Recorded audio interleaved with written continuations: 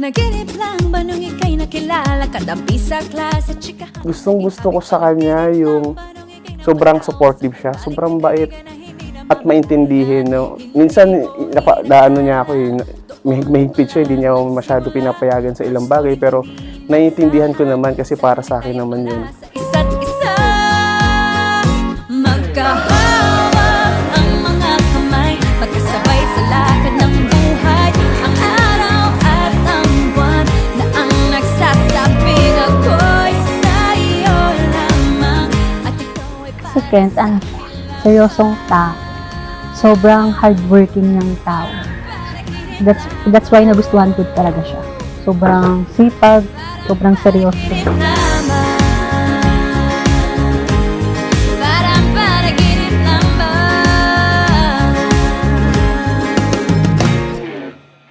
Para pa, parang panaginip lamang. Para pa, parang panaginip lang. Para pa, parang panaginip lamang. Panaginip lang ba nung ikaw ay nayakap? Madilim ang ulap at ang langit ay umiiyak. Pawis na palat, sumasama na sa luha at ulan ng sinabi kong mahal na rin kita. Hindi ko inakala, doon pala nagsimula. Love story hindi inaasahan, sa huli tayo pala sa isa't isa.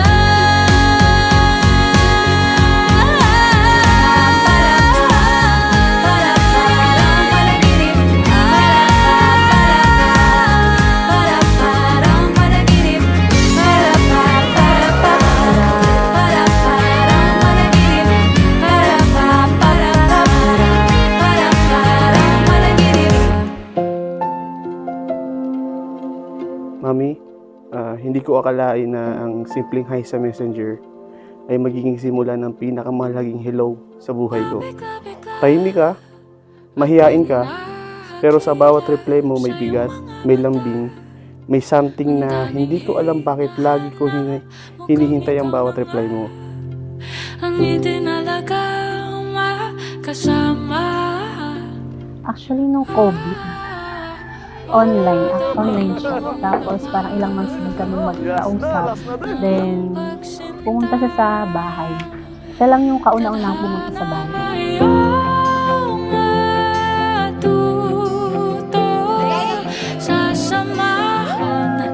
Sa 5 taong natin magkasama, ang dami na natin pinagdaanan. Pero sa dami ng yun, may isang bagay na hindi mo kailanman nakalimutan, ang kasalukuyan. Huwag mapahala, ika't sumandika. Maraming salamat din sa lahat ng pagsunod niyo sa lahat ng payo namin sa'yo, pinakikinggan mo. Kaya maraming salamat. Maraming salamat, anak.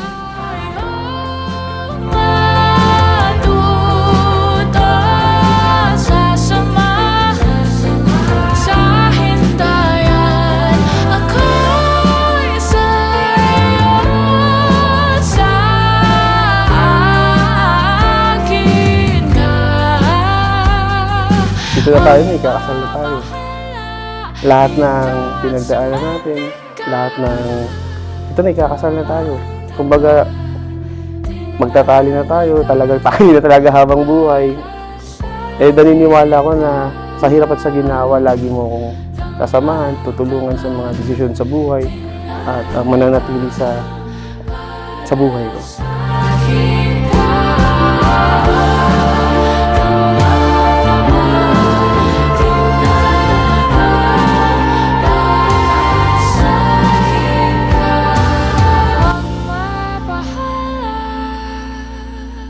Is between God and His people. Between you and God.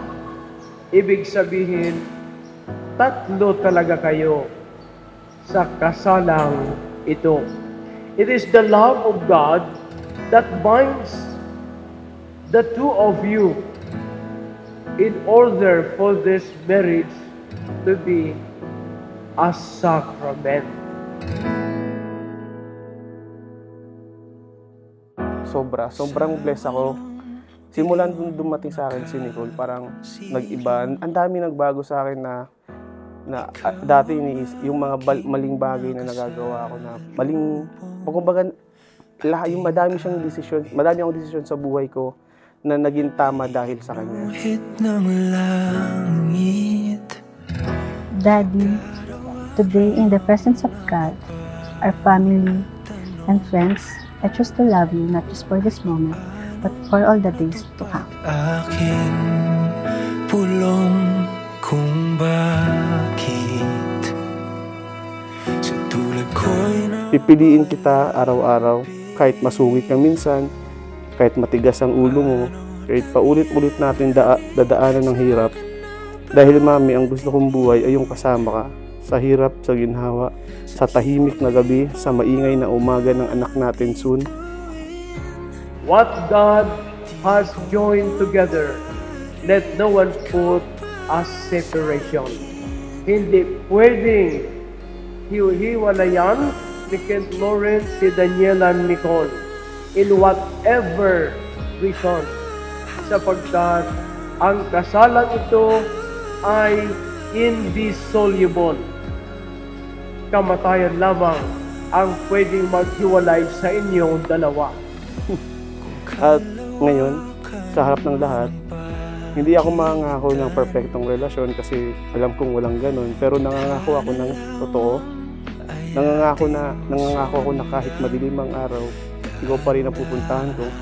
Na kahit minsan di tayo magkaintindihan at nagkakatampuan, hindi ako lalayo, hindi ako tatalikod, hindi ako magloloko. Ano nangyari sa akin na patingin sa libon-libong mga Minahal mo ako sa tahimik, sa pagod, sa araw na wala akong kwento, at sa oras na hindi ako sigurado sa sarili ko. At minahal din kita sa ganun ding paraan, noon pa lang alam kong ikaw na. kita. Di inakalang darating.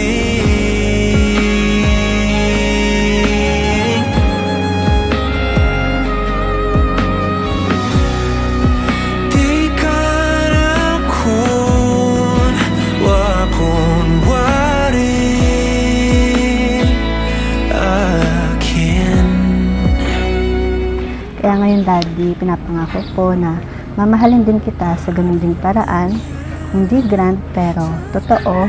Mamahalin kita sa araw-araw, sa mga panahong masaya, at lalo na sa mga panahong kailangan mong alalahanin kung sino ka at kung gaano ka kamahal.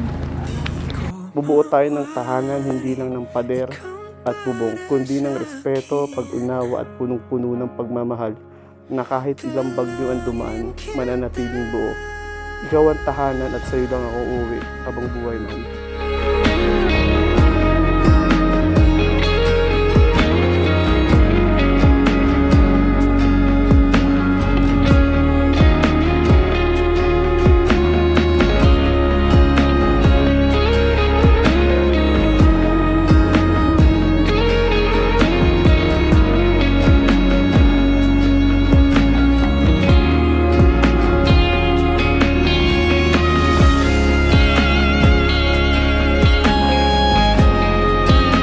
Hindi mo kailangan mag-alala kasi sa bawat tagumpay mo at sa bawat pagkadapak, nandun ako.